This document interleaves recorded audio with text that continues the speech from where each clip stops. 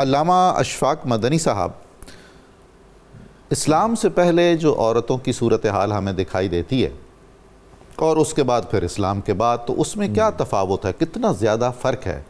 پہلے انہیں محرومی تھی حقوق سے اور پھر انہیں حقوق عطا ہوئے۔ قرآن کریم نے کیا اس سلسلے میں تاکید فرمائی ہے اور اس سے ہم کیا روشنی لے سکتے ہیں؟ تاکیدی احکام کیا ہیں اس ضمن میں؟ بسم اللہ الرحمن الرحیم۔ قبلہ نظامی صاحب، آج کا جو موضوع آپ نے رکھا ہے بڑا ہی اہم ہے، اور جو پہلا سوال ہے یہ بھی بڑا خوبصورت ہے۔ اسلام سے پہلے اگر آپ انسانی ہسٹری کا مطالعہ کرے کوئی بھی شخص، تو اس میں جتنی بھی بڑی انسانی تہذیبیں ہیں، بالخصوص رومی تہذیب ہے، ایرانی تہذیب ہے، یونانی تہذیب ہے، ہندی تہذیب ہے، ان تمام بڑی تہذیبوں کے اندر آپ کو سب کچھ نظر آئے گا۔ اگر نظر نہیں آئے گا تو عورت کے حقوق نظر نہیں آئے گا۔ حالانکہ فلسفہ اپنے عروج پر تھا، بڑی بڑی کتابیں لکھی جا رہی تھیں، یونانی فلسفہ، ہم اس کی جو ہے نا وہ مثالیں دیتے ہیں، مقصد ان کے فلسفیوں کی آج تک مثالیں دی جاتی ہیں، لیکن آپ ان کے لٹریچر کو اگر آپ پڑھیں گے تو اس کے اندر آپ کو عورت کے حقوق کے حوالے سے کوئی تحریریں نہیں ملیں گی، اس کا اسلوب نہیں ملے گا، اس میں تاکید نہیں ملے گی کہ تم نے عورت کے حق کا پاسداری کرنی ہے، بلکہ جتنی سابقہ تہذیبیں ہیں اور بالخصوص جو عرب کلچر ہے جس میں حضور فخر عالم جانے کائنات صلی اللہ علیہ وآلہ وسلم تشریف لائے، اس کے اندر تو عورت کو جو ہے نا پسپا کیا جا رہا تھا، اور یہ ایسی مظلوم صنف تھی کہ یہ صدا بھی دے رہی تھی تو کوئی فریاد سننے والا بھی نہیں تھا۔ ایک تو ہوتا ہے نا کہ بندہ تکلیف میں ہو تو کوئی بات تو سننے والا ہو، اس کی تکلیف کا مداوع کرنا تو دوسری بات ہوتی ہے، کوئی کانوں تک اس کی آواز تو پہنچے، یعنی اس کو اس قابل بھی نہیں جانا جاتا تھا کہ اس کی آواز بھی سنی جائے۔ یعنی یہ وہ چیز تھی کہ جس نے خود باغ لگایا اور جب پھل دینے کی باری آئی تو اسی کو اس سے نکال کے باہر پھینک دیا۔ یعنی انسانی معاشرے کو اصل میں جو پنپنے میں بنیادی کردار ہوتا ہے وہ عورت کی کوکھ کا ہوتا ہے، یعنی انسانی معاشرے کا جو باغ ہے اس کو سجانے والی عورت ہوتی ہے، اپنی وجود کی تکلیف سہ کر اس انسانی معاشرے کو جو ہے نا آبیاری کرتی ہے، اور جب وہ معاشرہ جو ہے نا پھل و پھول دیتا ہے، خوشبو دینے کے قابل ہوتا ہے تو یہ اس کو سائیڈ پر کر دیتے تھے۔ چونکہ اسلام ایک فطری مذہب ہے اور اسلام حقیقت پسند مذہب ہے، تو قرآن مجید فرقان حمید حقائق پر مبنی وہ مبارک اللہ کا کلام ہے جس نے ایک ایک بات کی وضاحت حقیقت پر مبنی کی ہے، اور اس کو آپ پڑھیں گے تو جو باتیں اسلام سے پہلے عورت اس سے محروم تھی، وہ تمام حقوق جو ہیں وہ حقیقت پسندی کی روشنی میں عورت کو عطا کیے ہیں۔ اب قرآن مجید میں دیکھیں آپ کو سورۃ الرجال نہیں ملے گی لیکن سورۃ النساء ملے گی، یعنی یہ تو ہم بیان کر دیتے ہیں الرجال قوامون علی النساء، لیکن یہ نہیں دیکھتے کہ اسی قرآن مجید میں پوری سورت اللہ رب العالمین نے جو ہے وہ عورت کے حقوق کے لیے، عورت کے کردار کے لیے، عورت کی شان کے لیے بیان کی ہے۔ اور اس کے بعد دیکھیں جو باتیں، سب سے بڑی بات تھی کہ کسی کو مالکانہ حقوق دینا، یہ ایک زندہ انسان کا جو ہے نا کیا حق ہے، یہ تو مردے کو بھی ہم حق دے رہے ہوتے ہیں کہ اس کی وراثت سے تیسرا حصہ اس کی وصیت کو جاری کرتے ہیں، تو ایک زندہ چیز ہے اس کو جو ہے نا حق نہ دینا یہ کتنی بڑی ناانصافی تھی، بلکہ حق دینا ایک الگ معاملہ تھا، یہ اسی کو ہی وراثت جان لیتے تھے۔ یعنی جو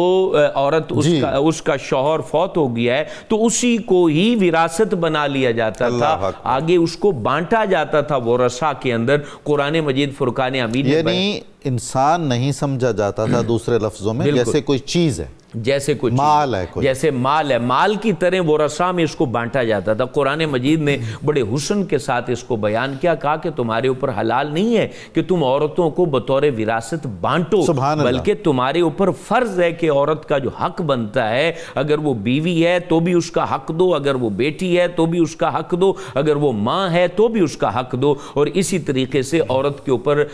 ڈھائے جانے والے تمام مظالم، اور اس میں ایک بہت بڑا ظلم ہے عورت عورت کی رسپیکٹ نہ کرنا، اس کے اوپر تہمت کرنا، اس کی شان کے اندر ایسے ایسے گھٹیا الفاظ بولنا جو اس کے دل کو زخمی کریں، اس کے اوپر قرآن مجید نے احکام بیان کیا۔ آپ سورہ نور کو آپ پڑھیں، دیکھیں کسی بھی پاک باز عورت کے اوپر کوئی بندہ الزام تراشی کر دے، تہمت لگا دے، تو کہا اس کو کوڑے مارے جائیں۔ اس نے خاتون کو جو ہے نا اس کی عزت کو مجروح کیا ہے، اس کی ذات کو مجروح کیا ہے، اس کو پریشان کیا ہے، معاشرے کے اندر اس کی رسپیکٹ جو تھی اس کو اس نے کم کیا ہے، تو کہا اس کو کوڑے مارے جائیں۔ اور اس کے بعد دیکھیں عورت جو ہے، یہ عورت کے سماجی مرتبے کا تحفظ ہے، تحفظ کیا قرآن مجید نے۔ پھر آپ دیکھیں عورت کو کوئی بندہ بیاہ کے لاتا ہے، اپنے عقد میں لاتا ہے، نکاح کرتا ہے، تو سب سے پہلے اس کو حق دیا کہ اس کا مہر حقیقت میں اس کی رضا کے مطابق وہ خوشنودی کے ساتھ اور اچھے پیرائے میں اس کو بندہ ادا کرے، اور ادا کرنے کے بعد جب وہ اس کے گھر میں آ گئی تو پہلے اس کو لونڈی سمجھا جاتا تھا۔ علامہ صاحب یہ بھی تو ہے نا کہ بھئی شادی کے لیے عورت کا راضی ہونا بھی ضروری ہے، یہ بہت بڑی بات ہے، آپ نے انٹرو میں بھی یہ فرمائی، یعنی ہمارے ہاں یہ بڑی جو ہے نا بے اعتدالی ہے، افراط و تفریط کا لوگ شکار ہیں کہ جب بھی رشتہ طے کیا جاتا ہے تو کئی ایسے خاندان ہیں کہ وہ صرف اور صرف اپنی مرضی چلاتے ہیں اور کہتے ہیں جی میں اپنی بہن کے ساتھ مل جاؤں، میں اپنے بھائی کے ساتھ مل جاؤں، اور اپنی ناک نہ کٹے اس بنیاد پر رشتوں کو طے کرتے ہیں، جبکہ رشتہ طے کرنے میں سب سے پہلے جو بنیادی حق ہے وہ اس بالغہ خاتون کا ہے کہ وہ اگر وہاں پر شادی کرنا چاہتی ہے تو آپ اس کی شادی کے بعد کو آگے چلائیں گے، اس کی رائے کو بنیادی اہمیت حاصل ہے، اور پھر اس کا حق مہر، پھر اس کے بعد آپ اپنی بات کو اس کو آپ مشورہ دے سکتے ہیں، کہہ سکتے ہیں کہ بیٹا یہ جو معاملہ ہے تمہارے لیے بہتر نہیں ہے، اس سے تم قدم پیچھے ہٹا لو۔ اس طریقے سے باہمی مشاورت تو ہو سکتی ہے لیکن اپنے فیصلے کو اس کے اوپر ٹھونسا نہیں جا سکتا۔ اور اس کے ساتھ قبلہ میں بات کو ختم کرتے ہوئے یہ دیکھیں وہ بیاہ کے لایا ہے تو پھر اس کو کہا گیا ہے ہننا لباس لکم، اب بیاہ کے لائے ہو تو یہ تمہاری لونڈی نہیں ہے، تمہاری نوکرانی نہیں ہے۔ جو کہتے ہیں کہ جناب ہماری بیٹیوں کی بھی یہ خدمت اب کرے گی، میرے بھائیوں کی بھی یہ خدمت کرے گی، اور میرے بہنوئیوں کی بھی یہ خدمت کرے گی۔ اس کو ایک باندی بنا کے بعد لوگ رکھتے ہیں، ہاں اس کی محبت ہے، وہ جو کام کرے اچھی بات ہے، خاندانی محبتیں پروان چڑھتی، لیکن اس کو باندی نہیں بنایا جا سکتا، اس کو لونڈی نہیں بنایا جا سکتا۔ یہ ہننا لباس لکم، یہ تمہارا لباس ہے، اور لباس پہ کوئی بھی کیچڑ نہیں لگاتا ہے، لباس پہ زینت ہے، لباس پردہ پوشی کرتا ہے، لباس باعث عزت ہے۔ کتنا خوبصورت یہاں پر تشبیہ اور استعارہ قرآن نے پیش کیا ہے۔ تو جو مرد ہے اس کو چاہیے کہ جس عورت کے ساتھ اس نے شادی کی ہے اس کی رسپیکٹ، اس کی عزت، اس کا احترام اس کو اپنے خاندان میں بھی اور اس کے میکے کے جانب بھی ایسا پیش کرے کہ وہ اس کو ایسی اولاد دے کہ جو عزت اور احترام کے قابل بنے۔ بہت خوب، ماشاءاللہ۔